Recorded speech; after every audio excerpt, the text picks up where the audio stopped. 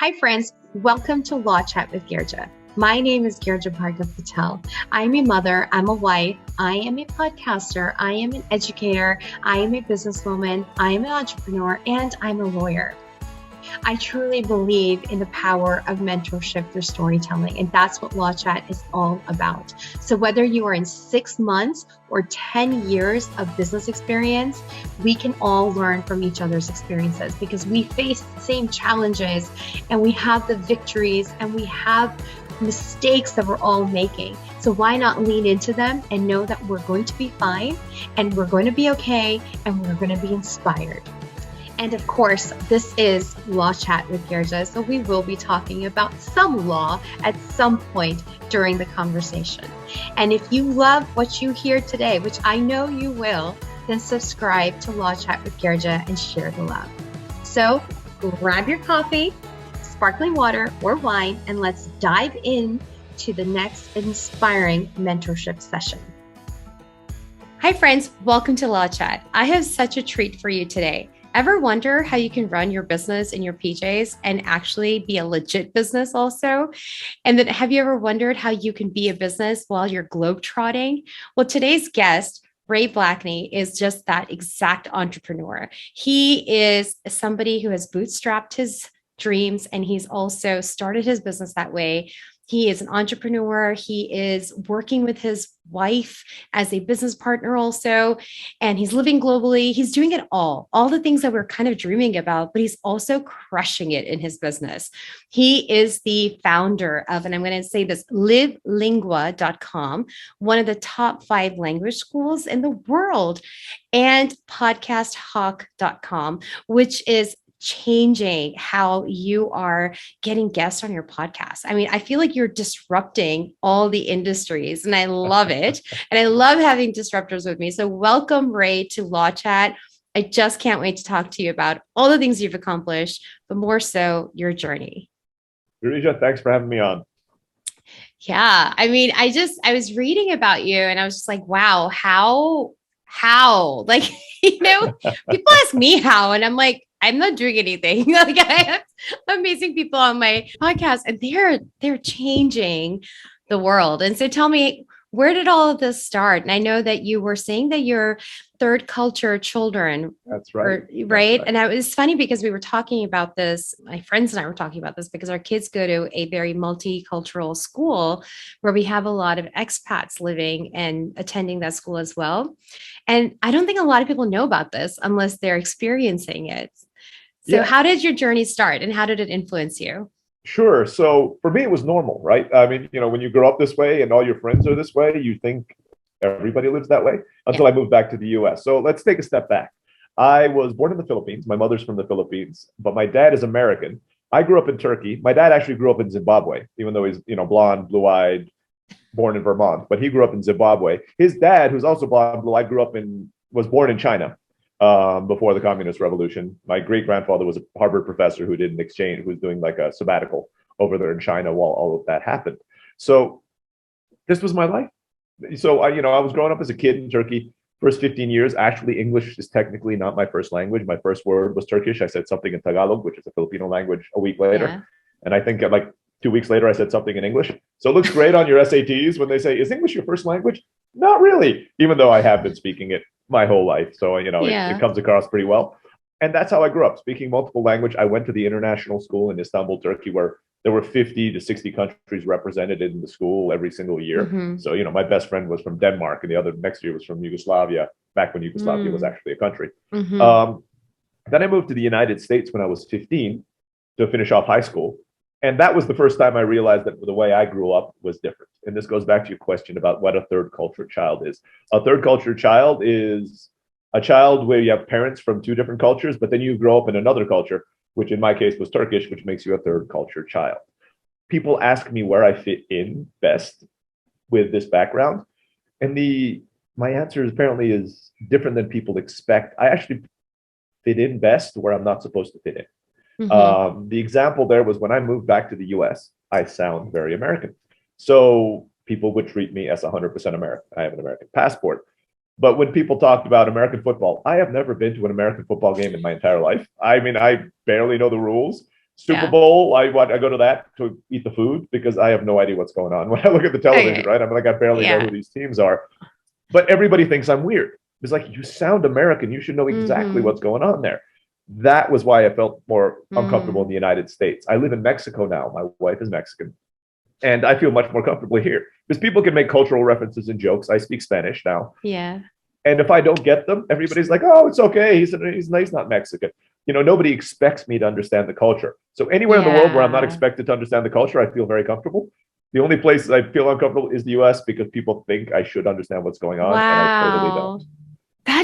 That is so interesting, because you would think that because your nationality is XYZ, you would feel the most comfortable there. But I can see what you're saying is that the default setting is what everyone expects you to have. And quite frankly, honestly, football, like American football, not everybody knows it. Not everybody watches it. Not everybody's interested in it. I only get interested when UT is playing or something. But other than that, I don't even personally know how the game works.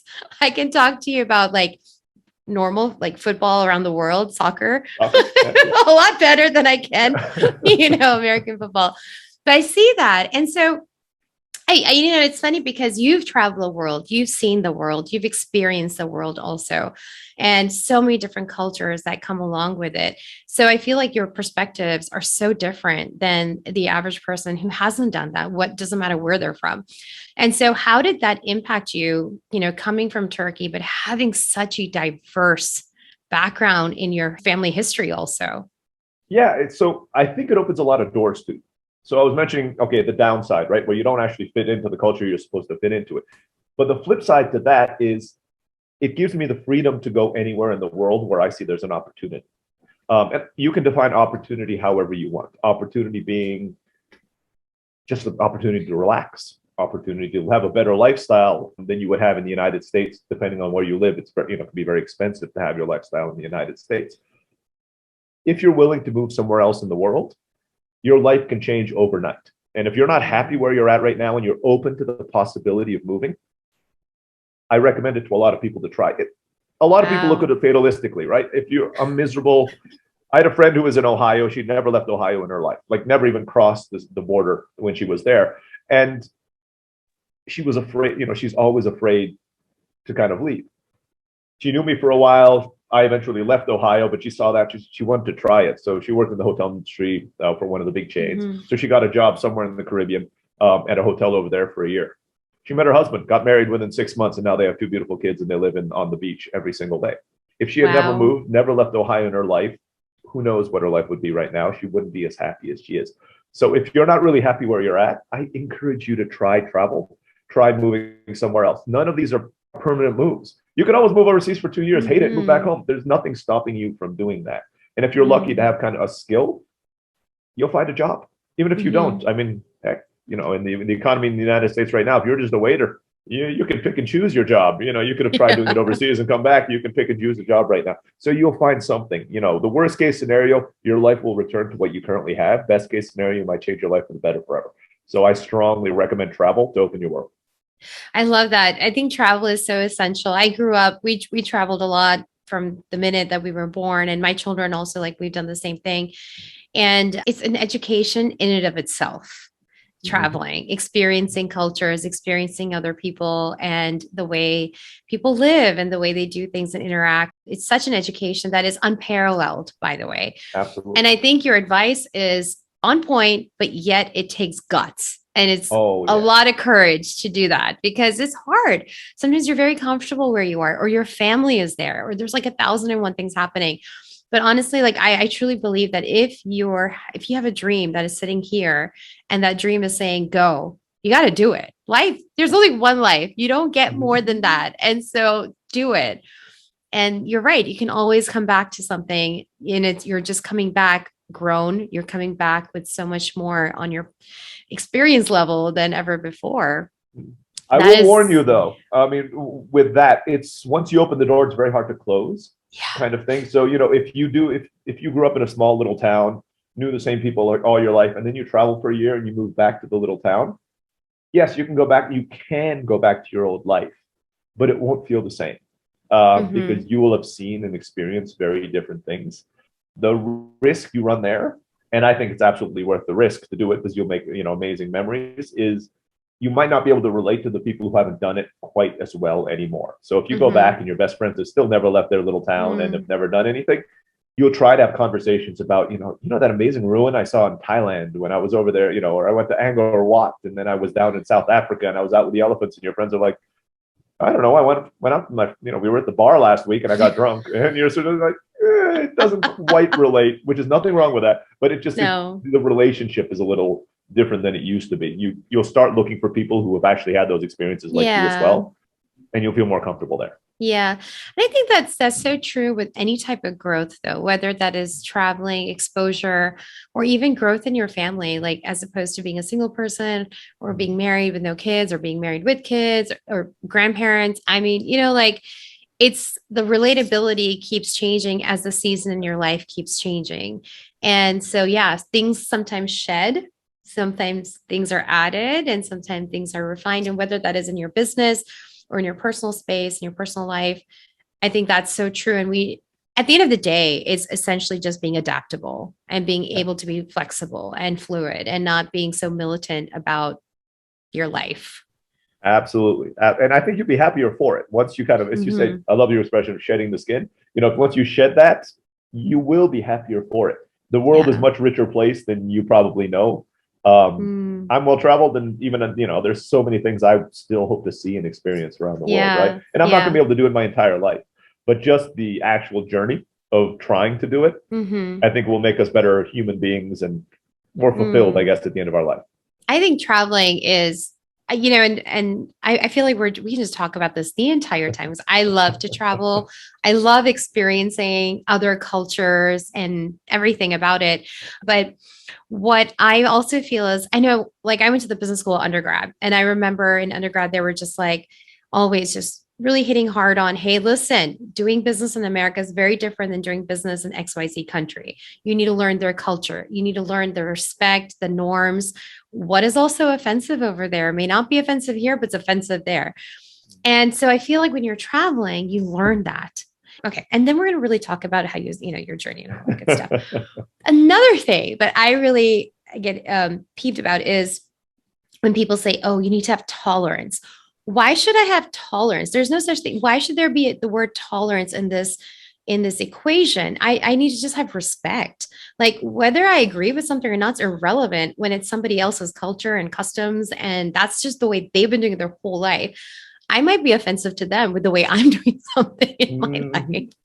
So it's not about tolerating other cultures, but it's really having an open heart, open mind, and coming with the perspective of respect and acceptance rather than coming with like, well, I'm going to tolerate this because I am holier than thou.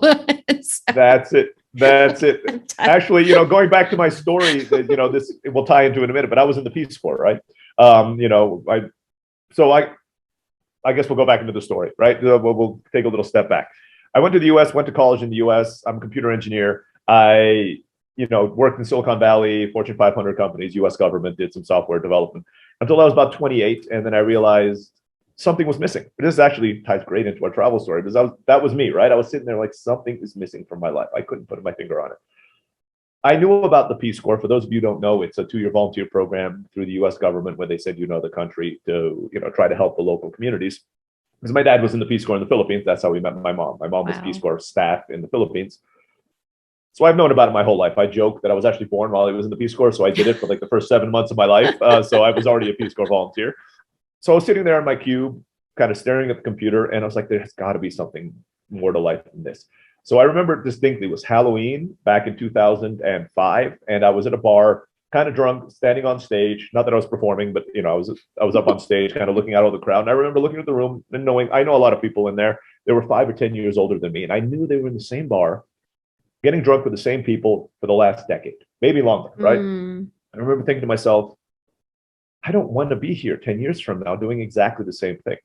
So I went to work the next day, and with a light hangover, and they invited me into this ceremony because they were going to give a plaque to somebody, another team lead. So I was an IT team lead at the time, saying thank you for 50 years of dedicated service to the company. And I was sitting there, I'm like, oh my God, I don't want that plaque. It was a great company. it always on the top 50 companies to work for in the United States. They treated me really well. I mean, I have no complaints about the job. It was just not that fulfilling to me. You don't want the plaque. I don't want the plaque. So, there was a commercial on TV at the time that said, if they were to write a book about your life, would anybody want to read it? And that really stuck in my head. So wow, I remember kind of thinking that. I actually commissioned a work of art inspired by that. It's painted up in our house. That's like the saying that kind of guides my life now. And so the next day I went into the office and, in my lunch break, I applied for the US Peace Corps. Usually takes a year to get in. Took me 12 weeks from the day I applied to the day I touched down in Mexico. I had to sell my house, sell my car, quit my job, sell all my earthly belongings, and then move to Mexico where they paid me $150 a month as a salary for the next 2 years. So that's my coming from moment. All the Silicon Valley, all of the achievements that you had, you've achieved, and here you are. And that's a huge step. That's not an easy step for anyone to take. And it almost feels like it was meant to be, though, because the timing was right. Everything happened so swiftly also. So it was just kind of like, this is where you were supposed to be. And it kind of just goes back to the whole, if you hear it, you feel it, go for it. It's supposed to be where you're supposed to be. But that is so cool. Like looking back, it was scary at the time. For the listeners out there, it was not, my parents did not want me to do it. I have very supportive parents, but of course, like any good parent, they want your kid to be safe.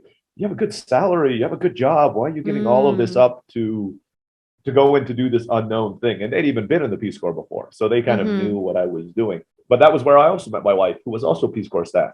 And so, our joke is we have a 2-year-old son right now, and it's like, son, have fun until you're your late 20s. Then go join the Peace Corps and get married. It's going to be what we tell him when he gets older. Continuing the family legacy. Exactly. So don't worry about it until you're about 26, and then just go to another country. I hate to interrupt this awesome conversation, but I have to stop and talk with you about the number one thing I'm asked about by entrepreneurs: contracts. They're vital to any business relationship and to protect your business. But I also know that entrepreneurs, especially when you're starting up, money is tight. But I would never want you to compromise on a strong legal foundation. So enter yourcontractbuddy.com, a website created by me with contract templates created and drafted by me and fellow industry partners. They're ready to use and easy to plug in immediately. And they are not restricted to any specific state. So yourcontractbuddy.com is sponsoring this episode, and you and your listener can get 10% off right now with code LAWCHAT. Yes, you heard me right. 10% off right now with code LAWCHAT. And now back to our awesome conversation. Wow. So tell me something, doing those big shifts, because they weren't just small little pivots, there were super shifts that you were taking. What were some of the mind games that were happening at that time? And, especially when parents they're supportive, but if they're not 100% on board, it's hard. And I'm presuming, obviously, you were not married at the time also. So how did you make those shifts? And what was it that was here that was allowing you to take it very confidently also? I'll take a step back, say confidently, it's as confident as any mid-20-year-old can be, where we think we know everything. And we probably, now looking back, I'm like, yeah, I probably did not know very much when I was 25. But that's actually a blessing. You think you're invincible when you're in your 20s. Course, and it's an absolute blessing. Absolute blessing. So that's the caveat I'll put in front of it, right? Is like, I was in my mid-20s. I thought, the world was my oyster. There are a few things that I knew, though. I am a planner. So for example, the Peace Corps, if you do the Peace Corps, they pay for your master's, or you get a full scholarship at numbers of universities for PhDs and masters in the US. So if I wasn't planning on meeting the love of my life and getting married, but I can just come back to the US and get a master's or a PhD in something, totally paid for if I need to. I'm a computer engineer, so it's what I talked to before. Worst case scenario, I come back and I get a good job. I mean, nobody would not hire, especially even these days. There's not enough computer engineers in the United States. So if you have a skill set like that, that actually becomes very, very useful for you. But the biggest thing that motivated me to do it was, again, I thought something was missing. And you said it really well, Girija. We only have one life to live. I did not want that life for me to be sitting in a cube every day writing code for the rest of my life. That was not what I wanted to be remembered for. Hope my son, I don't want him I want him to aspire for more than that.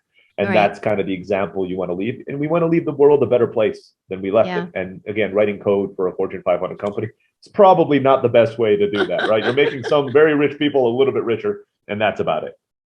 Yeah, yeah. So, I'm going to kind of jump forward and talk about your businesses that you started. So after the Peace Corps, you met your wife, you came back to the States? No, No. actually, Where yeah. did you So go? what we did was, my wife was a Spanish teacher. That's how we met. She was one of my Spanish teachers hired by the Peace Corps. Ah, After that, the Peace Corps, so I had the option to go back again, get my master's. But we liked it here in Mexico, and she always wanted to own a Spanish school. And I'm like, hey, that sounds like fun. I know nothing about business, or marketing, or any of that kind of stuff. But why not? Let's launch a Spanish school. I have $2,000 in my bank account. That was like all my savings. This is a perfect time to do it. So we did. I'm a computer programmer, so I threw up this. I'm going to put a clarification here. I'm a computer programmer. I'm not a graphic designer. I'm the guy who makes when you hit the submit button at the bank, it does some fancy stuff in the background. I did that. So I made the website for our school, but it was the ugliest looking thing in the world. I mean, I had the physical capacity to make a website. This is before WordPress, before all those fancy things. It was ugly, but I threw it up there. Then I'm like, I should learn how to market. So I went online, and back then there weren't these courses. So I went on forums, and I'm like, oh, this is how online marketing works. So I started doing that. And by the time we opened our school, we were #1 in the country for Spanish schools. Because nobody else had a full-time tech marketer on their team. None of the other Spanish schools had a full-time online marketer on their team. And was it online, this Spanish school? No, this was a brick and mortar school. This was people who would come to Mexico. Well, you were marketing. Yeah. I was marketing. You'd look on Google, find me a Spanish school online, and we would show up #1 in the country for like everything. So we were fully booked the day we launched, even though we didn't have enough furniture, so people would pay we'd ask for 50% deposits. We'd run around finding furniture for the little the classrooms. It was a small school, 4 or 5 rooms in an old historic building. Incredible. And that's how we did it. We would sleep on the floor in our office because we couldn't afford to pay for the rent of the school and a separate apartment building. We had this inflatable air mattress that had a hole in it. So we would sleep on the mattress and wake up on the floor in the morning because the air would slowly eke out all night. So that was the first 2 or 3 months. We'd roll it up, put it under my office desk in the office. And then our bedroom became the main office of the school. So that's how we started our first school together. It was fun times. Again, I'm not that young anymore. I probably wouldn't want to do that again now. But it was really a great experience while we were there. Things were going really, really well for 6 months. And then the Mexican swine flu hit. It was supposed to be what COVID is right now. So we're recording this during COVID. So they closed off Mexico for the entire, the whole country was just closed off. Nobody could come in, nobody could come out. Our students came from other countries. The only students we had for that month were 4 doctors from the United States that said, nah, they're overblowing this thing. And they just came down anyway and they studied with us. That was when my wife actually had the idea to offer lessons via Skype. This was back in 2008. Nobody was doing this. And nobody was doing this. Nobody Skype was like, nobody wanted to be on Skype also. It was not easy. Yeah, exactly. So everybody's like, okay, why don't we let's offer it to our previous students to see if anybody wants to sign up, right? Let's just email them and see if anybody wants to sign up for this. We did, and we were shocked. Like 10% of them, which is a huge number, is like, yeah, I'd love to continue with my teachers and all the rest. So that took us through swine flu. It was only a month. 2 months down the road, we were fully booked again at the school. I'm like, this is going really well. So I threw up another website, really ugly website again, threw it up there. I'm like, see if anybody signs up. Within 6 months, we were making more money from that little dinky side hustle website than we were from our brick and mortar schools. Right. So we're like, okay, this is weird. So we kept on running the schools. We ended up having 3 branches of the schools around Mexico.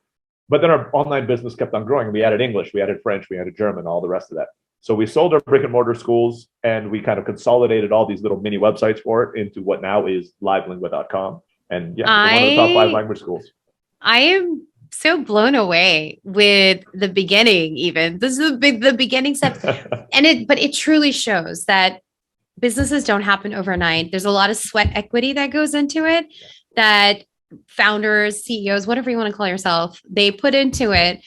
And that's why those businesses become fully blossomed and become really successful too, because it's not an overnight thing. And it's also, you're going to be feeling the pain at times. And that's the sweat equity and the tears that go into it. Absolutely. I've had the privilege to speak at a number of conferences, and sometimes people approach me, it's like, you should write a book on how to build businesses. And I'm like, I already know the title of the book. It'd be 7 years to 7 figures, and nobody would buy it. Because nobody wants to hear that you have to work. Because that's actually how long it took us to get the 7-figure business. You have to work your butt off for 7 years Yeah. to get to this level. It was not overnight. It was not in 6 months. When I say, was making more money than our other business, making like $40,000 or $50,000 in profit within like 6 months, which is good, but this is hardly Silicon Valley unicorn stuff we're talking about here. I'm like, yeah, it took about 4 or 5 years to make more money than my wife and I would have made working in the United States. 5 years of full-time work on this. But, I was at a conference this past summer, and there was a speaker at this conference, and she said, are you using microwave strategies or pressure cooker strategies? And the idea behind that is, are you trying to do quick strategies that's going to give you quick results, but then it gets very cold very quickly also, and you lose the taste. It's not as effective long-term as a slow cooker strategy would be, where, yeah, it takes time. It takes effort, but yet you're marinating it. You're slowly cooking it, where you're creating the foundation to be so solid that if something does happen, you're still very solid. And, you're growing it. You're slowly putting the pieces together. And I think that lasts longer than something that's a quick find, Absolutely. And I think you touched on a really good point there. It's a lot of us watch TV, about these successful entrepreneurs, or read books, and we see these quote unquote overnight successes, and we think that's how businesses are supposed to be done, right? You either go after VC or you take out this massive loan from the bank to finance your idea, and that's it. My methodology for all my businesses has always been bootstrapped. Again, first one, $2,000 in the bank. Online business, I just made the website myself, which anybody can do now. You don't need to be a programmer. Just go and take a $5 course on Udemy for WordPress, and boom, you know how to make a website. And I think for most of us, this is more sustainable. It's less stressful because you don't have a $20,000, loan from the bank, or $100,000 loan from the bank, and it will get us where we want to be more. So you don't need a 7-figure business. If you had a business that made you the average person in the United States had a business that made them $120,000 a year, but allowed them to live where they wanted, work when they wanted, or travel the world, or just spend more time with their kids and family, that I think would make you happy. I mean, most people, that is the happiness you want. You don't need $1 million. You don't need $5 million. You don't need the next Facebook to be happy. In fact, I would probably be miserable if I was running Facebook, right? One, he has to be appear in front of the Congress, and he's like the most hated person in the United States now. But sure, he has a lot of money. But after a certain point, Maslow's hierarchy of needs, after you've kind of gotten rid of the basic, you don't get that much happier for having more money, right? Once you have food, housing, and a little spare money to spend for the family. So kind of getting to that level is much more achievable for most of us. If you're willing to put in a few years of work, even as a side hustle, I think most people can kind of make a good income online by trying out a few ideas. Just don't give up when the first one fails. Yeah. Because it will. I failed a ton of ideas before, anything worked. Yeah, absolutely. And also, when there are people out there saying, oh, 7 figures, this figures, that figures, wonderful. But that's revenue. You don't know how much they're actually making in profit. And that profit could be exactly, because you have so much overhead. So you can be making all of those in revenue. But if your end money that's sitting there is in the negative because you have overhead or loans to pay or anything like that, then what is the worth of that 6-figure that you're making and all the hard work that you're putting into it? So definitely. And I, kind of going into that, I was reading that you did not take any money from any type of VC or, banks or anything like that when you started at Lingua. And so when you started, how did you get into the podcasthawk.com? Like, what shifted you there? Sure. So there were a few other things along the way, including owning a chocolate factory in Southeast Asia for 5 years. So I've tried my hand at quite a few. I had a marketing agency for 4 years. I've done a few other things along the way. Sold my stock in most of them. So Podcast Hawk came around. Actually, I jokingly say that pandemics inspire me, because this one actually, swine flu did live Lingua. Podcast Hawk was because of COVID. So what happened when COVID hit this was about, I guess, a year and a half ago now when we were recording, live Lingua shot up, right? Because everybody was stuck at home. I was like, I should learn Spanish, English, French, German. I need something to do. Or I used to do it at the community college. Now I'm doing it online, and it's actually cheaper online. So our business kind of within a month was like 100% bigger than it was before. Yeah. So I was looking for new marketing methods. So our traditional marketing methods are all online: search engine optimization, Facebook ads, Google ads. That's kind of where our bread and butter has been. I thought I should try to appear on podcasts. I've done a few in the past. Generally, people I met at conferences who invited me. I've never done kind of any conscious effort to get on podcasts. Mm-hmm. So I did what everybody else does to try to get on podcasts. Let me go on Google and find some podcasts to get on, right? That should be easy. Yeah, I challenge anybody listening to this to try that. It's not, that doesn't work. So like, let me look for some podcasts to appear as a guest on. Half of them are inactive, or you just get like the iTunes page and there's no contact information. There's all this kind of stuff out there. So I'm like, oh, there's got to be a better way than this. Let me look for some software that can help me find podcast viewers to get us done. Okay, oh, nothing exists. Let me contact some podcast agents. I've heard there's agencies that get you booked on podcasts. So I reach out to some of them. The first warning sign is always when you go to the agency page and they don't actually put their price on the homepage. That's always, I'm like, but I email them and I'm like, how much is it? $3,000 to $5,000, and they'll get you on 5 shows. And I remember asking, are these, are we talking about Joe Rogan? And, no, not that level. Is there anybody listening to these shows? We don't really know. Like, so you could theoretically, I could be paying $1,000 to get on a show of some kid in his basement who has no listeners. Mm-hmm. And they would always laugh and say, no, we do quality control. But the answer was never no. It was just kind of some kind of. Yeah. So being a software engineer, I was like, there's got to be a better way than this. So in my head, I started like, okay, if I could do these 3 things, I think I could build something better. The first one was, can I get every podcast in the world into a database? So I spent a weekend. I'm like, yes, I can. It didn't finish. It took 6 months to do it, but theoretically, it is possible for me to do this. I was like, really? Yeah, no, it was a proof of concept, right? I wrote some code. And I was like, yes, I can go there and I can start getting them. Right. It's going to have to run for a while because there are millions of podcasts in the world, but I can theoretically do it. Can I get their contact information? Yes, I can. So I essentially did that, spent the next 9 months doing it myself and just kind of building this database. And I put a little search engine on top of it that allows you to go, for example, if you went in there and you wanted to be on Law Podcast, just as an example, right? Mm-hmm. So you could go in there and say, give me every podcast in the world that has the word law in the description, has at least 50 episodes, has at least 4.5 stars, has released an episode in the last 3 weeks, and is in Swahili. I mean, we have the language filter. So you go in there, hit search. Within a few milliseconds, it'll give you every podcast in the world that matches whatever your search criteria is. We've even scored the podcast from 0 to 100 based on a bunch of factors from social media and all the rest of it to let you know what the chances of there being a listener are. We can't guarantee it, but for example, if they have 500 episodes, 2,000 reviews, and have been around for 20 years and release every week, chances are somebody's listening to this show. And they have a website that's powerful because we kind of use their website ranking and 10,000 followers on Facebook. And then what we allow you to do right now is you kind of pick all the ones you want. You create a campaign where it actually we'll send the first email, a 3-day follow-up, a 7-day follow-up, and a 14-day follow-up, all automatically if they don't reply. Wow. And you can customize that.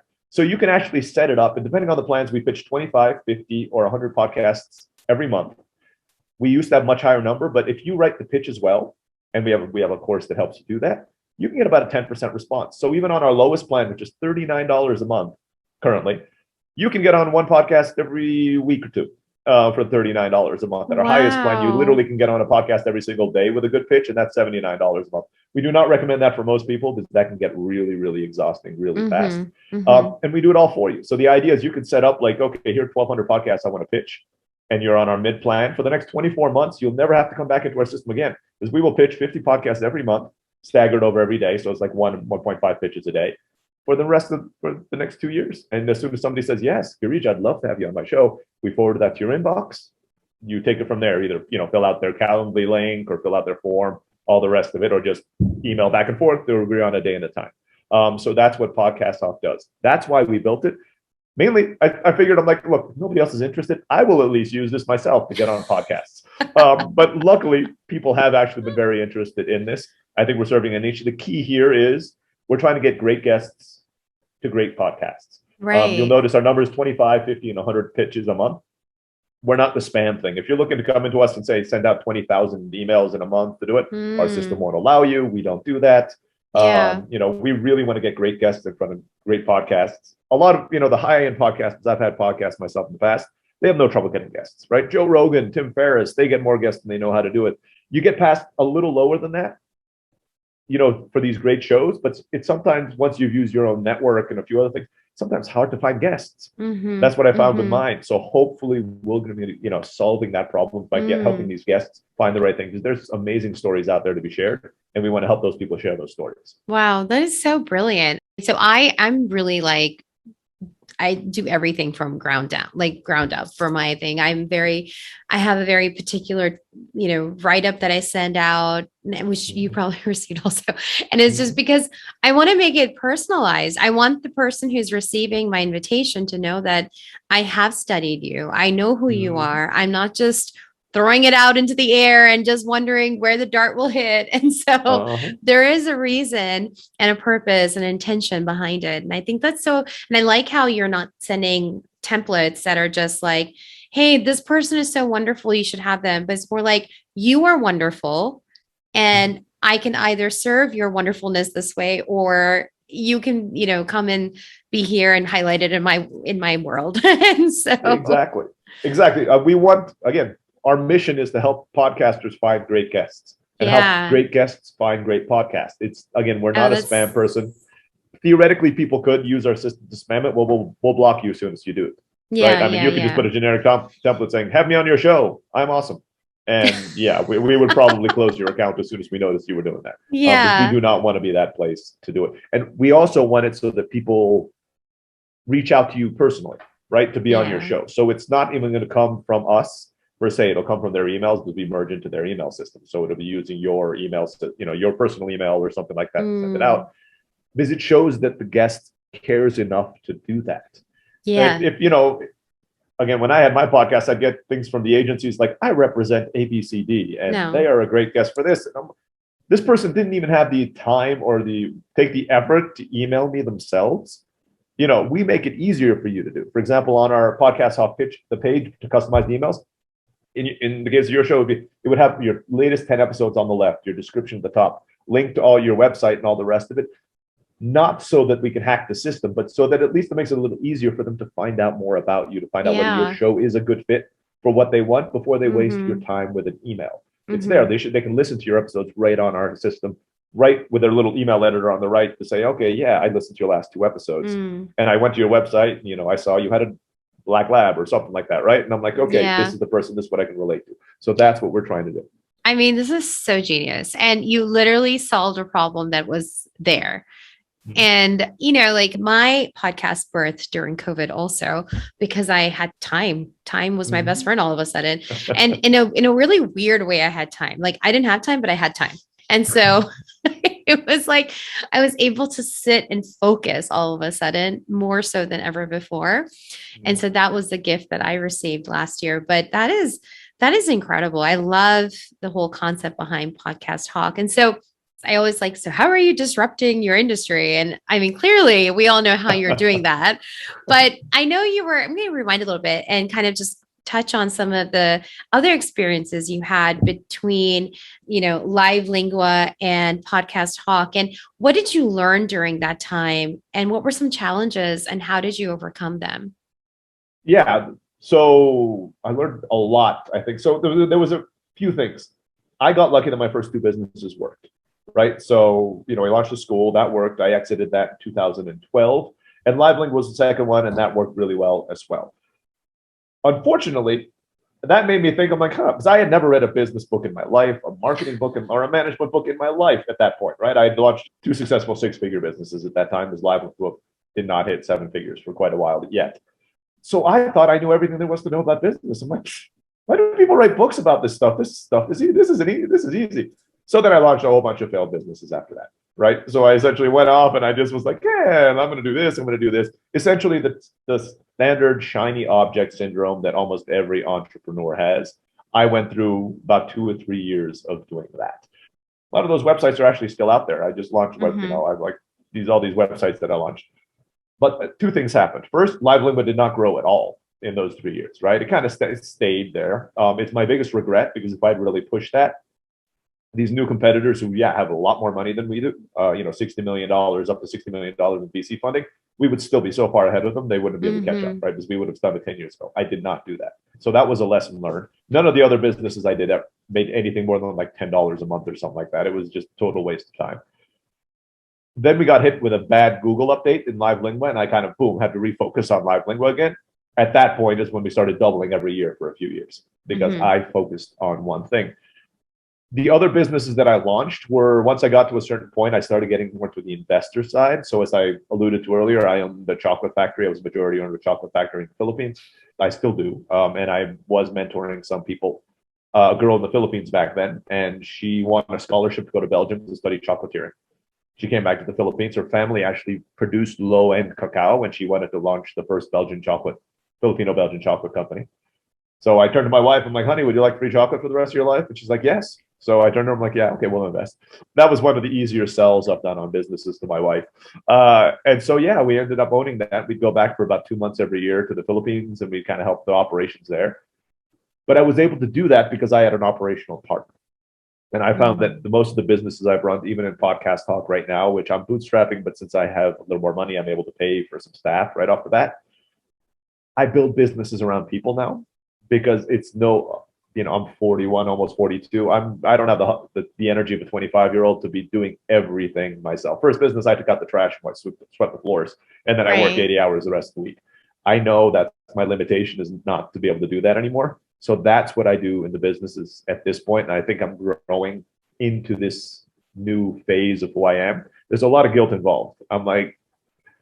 I'm so used to being the person who does everything that I've had, I have trouble letting go sometimes. And my COO at Live Lingua was like, stop going into the website every day and making changes. That's not your job anymore. I'm like, but I used to do that. I'm like, no, you don't, we are not that company that you launched 12 years ago with just you as the programmer. And I need to do that in all my companies as well. So that's kind of been my entrepreneurial journey.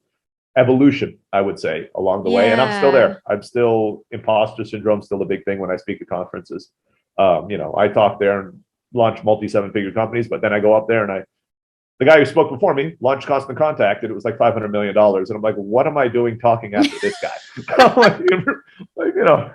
He makes as much as I make in like a year. He makes in a day, right? Or it's like, I've never spoken on the same stage as Jeff Bezos, but like, probably by the time he walked up the stage, he's made more money than I have, in the entire last 5 years, right? So I am finding that I'm having the opportunity to meet people at that level these days, and I still find that imposter syndrome hits all the time. So I'm like, I don't know what I'm doing. And I get that. And I feel like, though, we are measuring worth through the amount of money somebody's making rather than the amount of work we have put into something, right? The way your thought process has happened, the way you have also worked hard for it. Again, going back to sweat equity, that person also probably had the same amount, if maybe not less, or, I don't know. But the thing is that I agree with you. I'm not saying what is naturally feeling is happening, because it is, and it happens to most of us. But I think we need to pause for a second and really see, what is the cause of this imposter feeling? Is it because they're making more money, or their bank balance is higher than us, and we feel like, oh, well, we're not worthy because of that? That's not true, right? You're there for a reason. Those people have called you for a reason, and you are more than qualified and more than equipped to be there.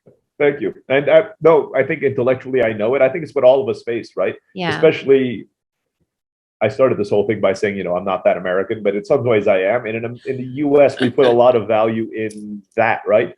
If somebody has a lot of money, it means they're smart, or they're good, or they're better than me, unfortunately, is what we have. It's kind of what we're taught, but not taught, right? It's just been the celebrity culture and all the rest of it. That's a lot of it there. So kind of breaking away from that is really hard. For example, if we look at it, my wife and I have a very simple lifestyle. I mean, we do not, I drive a Hyundai. I mean, I have no fancy cars. I mean, I see no reason for it. Just like you said, we splurge a little when we travel and have new experiences. But in our day-to-day life, you would have no idea we run a business. We're comfortable. We don't worry about those kind of things. I live in Mexico, so I make US dollars and I spend Mexican pesos, which is another great hack. If you're looking for hacks for people if you're starting an online business, if you can make $2,000, move to Mexico. You're not suddenly go from lower class in the United States to upper class in Mexico. Spend the next 5 years building it to a $100,000 business, and then move back to the US. There's worse things to do than spend every day on a beach for 5 years while you're building your lifestyle business, right? But you're right, and I'm very happy where I'm at right now. Very content. There are ups and downs like everything, but I would not trade it for going back to that cube I started in any day. Yeah. That's my nightmare, right? I mean, I wake up in the middle of the night dripping sweat because I'm like, oops, I went back to a 6-figure job in a cube. That's kind of like worst case scenario to me. Yeah. Yeah. Well, you're living your dream. You've created a lifestyle that you wanted, and that was very intentional. And you listened to your heart. So I feel like, well, all these things might sound very frou-frou and ha ha hee hee, but the thing is, like, it's true. And if you're still there, if you're in a position, if you're listening and you're like, gosh, I don't know, you already know the answer. You're just afraid to take that leap. So just take it and have something to, fall down on, but take the leap. That's it. I mean, if you're listening to podcasts and, are looking for something out there, you're probably somebody who's willing to try new things. That in and of itself is the skill set that most of us don't realize is a skill set, right? If you're willing to learn something new, you'll be fine. I mean, you might go through a rough patch somewhere, but if you're willing to just like, okay, that didn't work. I need to learn something else. I need to try something else. If you have that mindset, you will end up where you want to be, even though it's not a straight line to get there, right? I mean, it's not going to be like, unless you're lucky and everything works out, it's not a straight line. No, but you regret what you didn't do more than what you did in life, right? And I think that's kind of the lesson. You might think that there's a straight line, but there's always going to be a challenge at some point in time, which will really be dramatic, and it's going to be radical. Things are going to be happening at that point, and it may happen later in life. It may happen in the beginning of life, and whatever stage it happens is. But there's never a straight path, because there are challenges, and those are the things that either grow you, or the things that you're going to get stuck in the mud and just kind of succumb to. But this is Law Chat. I always have to remind myself that, and because I get so into the conversations. But what are some, legal things that you've come across in the last many years, and what would be some advice for people out there with regards to those legal things? Okay, I will start with the lawyer caveat that I'm not a lawyer and I don't play one on the internet either. So I'm like, take everything I say with a grain of salt. That being said, I like having everything in writing whenever I work with people. So write it down, even if you don't need to get a lawyer involved. I think I've never actually had any legal issues in any of my businesses, but I think it's not because of luck. It's because we always have everything written down, right? Mm-hmm. So that means everybody involved has clear expectations on day one about what each person's responsibility is. You sign it, you send it back and forth. And I mean, luckily for me, I generally at that point forget about it. I've only involved lawyers at very high end negotiating with contracts or investors who are interested in businesses later on down the road, because then they have lawyers too. And that kind of, gets past that point. Number two, one of the things you're going to learn, which is the law is very unclear if you run a business like mine in a lot of things, because the law hasn't caught up to it yet. Yes. And you can correct me for that. You are right. Literally, they don't know what to do with a digital nomad who has virtual employees in different countries. They don't. It's still an ever-changing landscape, because sometimes law can be so like a dinosaur, and you're just like, we're just catching up with social media. And IRS is the same, right? So when you're like living overseas, there's two things as an American that, is always confusing, because not even the experts, quote unquote, know what the answers are, right? So in my case, my employees are all around the world, and I've made them contractors because I can't legally make them employees in the United States. They have no residency in the United States. Mm-hmm. So if you look at it, both my companies, Live Lingua and Podcast Talk, have between them both about 20 full-time employees. As far as the U.S. government is concerned, I am a sole proprietorship because none of my employees are American. So I have my wife is like the only other like person there, and it's still counted. She's not even American, right? Yeah. So there are benefits to this, which makes the law vague. It's very hard to sue somebody from the U.S. suing somebody who's living in Thailand who's so British. Hard. Yeah, good luck. I mean, it's going to cost you way more money to do the suing than whatever you're looking to get. Good luck bringing them into whatever forum you want to bring them into. That's the problem. That's it. I read somewhere like all of it has to go through The Hague or something like that, right? Essentially, the U.S. lawyer calls somebody in The Hague. It's so ridiculous. Yeah. So not worth it. Exactly. That's why written contracts, just for understanding, is what has worked for me, and not worrying about them on the legal end. The final thing that I would mention, I think a lot of people are worried about this when they go into business. Just trust people. People are generally very honest. You might meet some swindler at some point in your life, but they will be the exception, not the rule. So, one of the big fears people have about hiring is they're going to steal my business, my clients, my whatever it is that I do.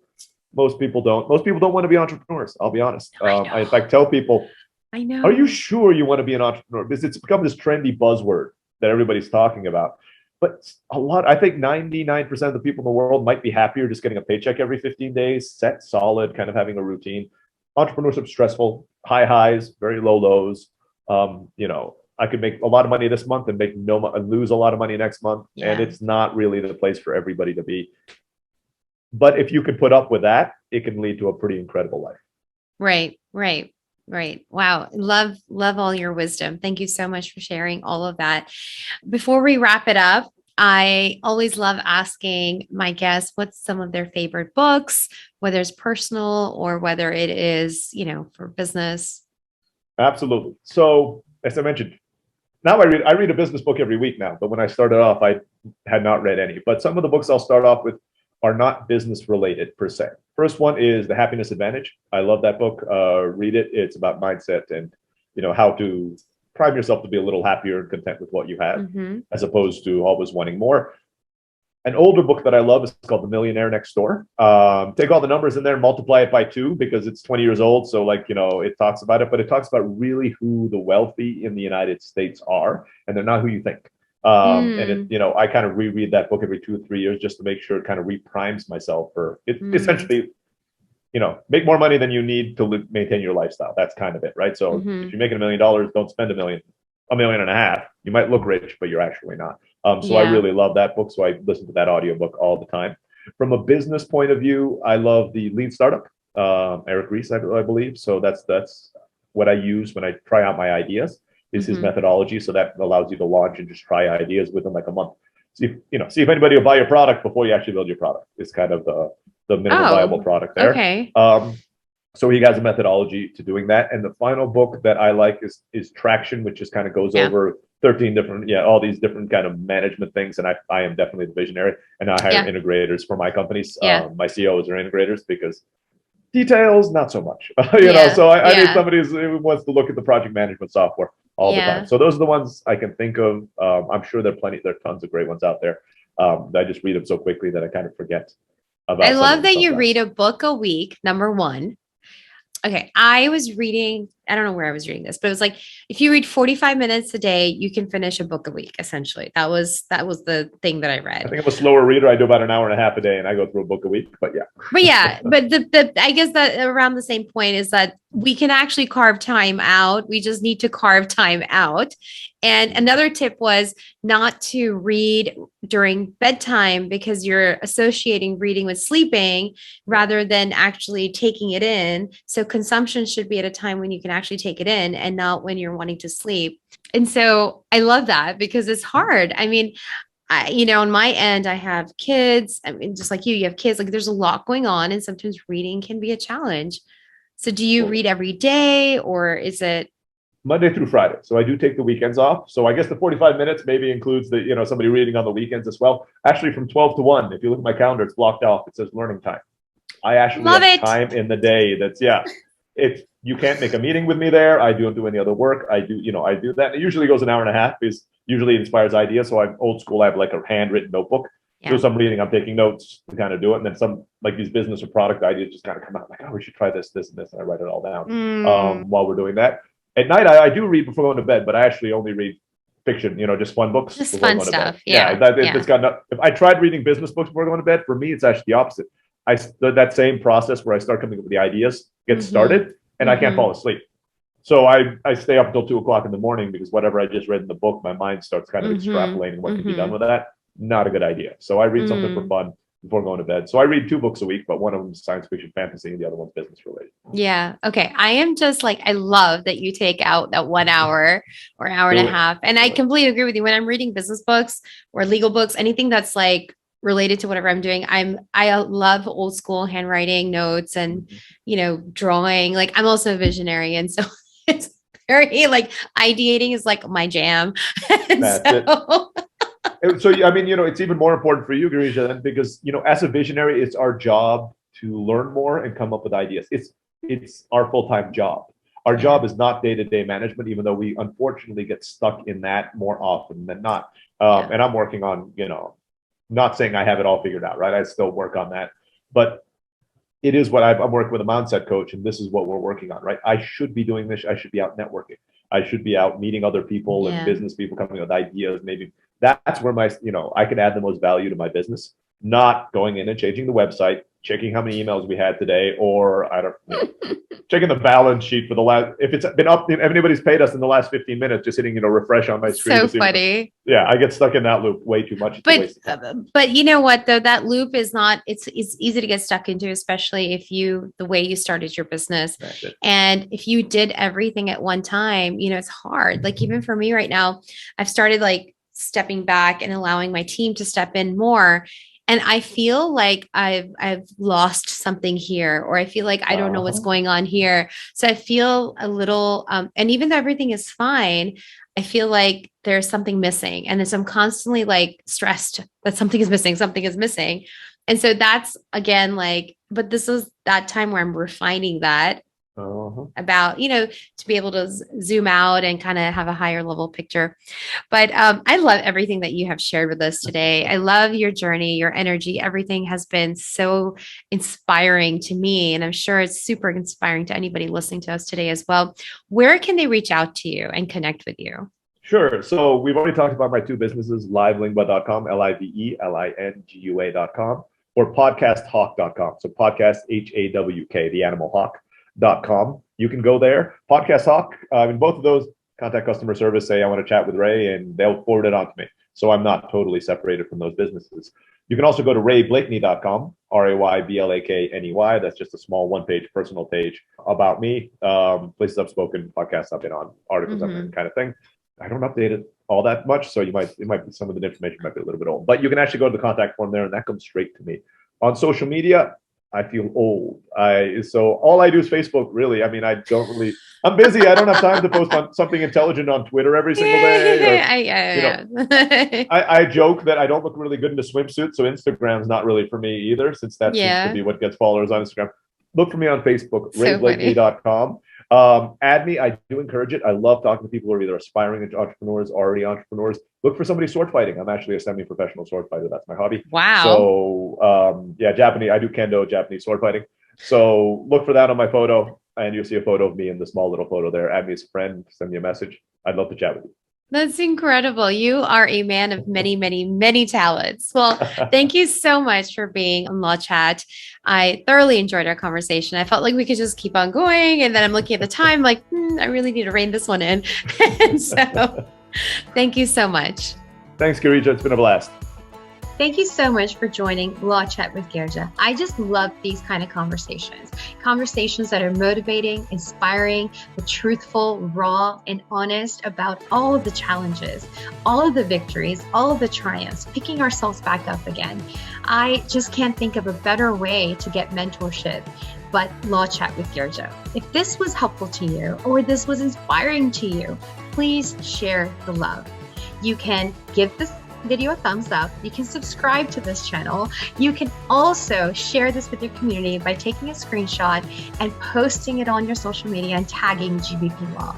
When you do that, a lot more people will be able to see this video that not only benefited you, but also can benefit them as well. So let's share that love and let's share that inspiration.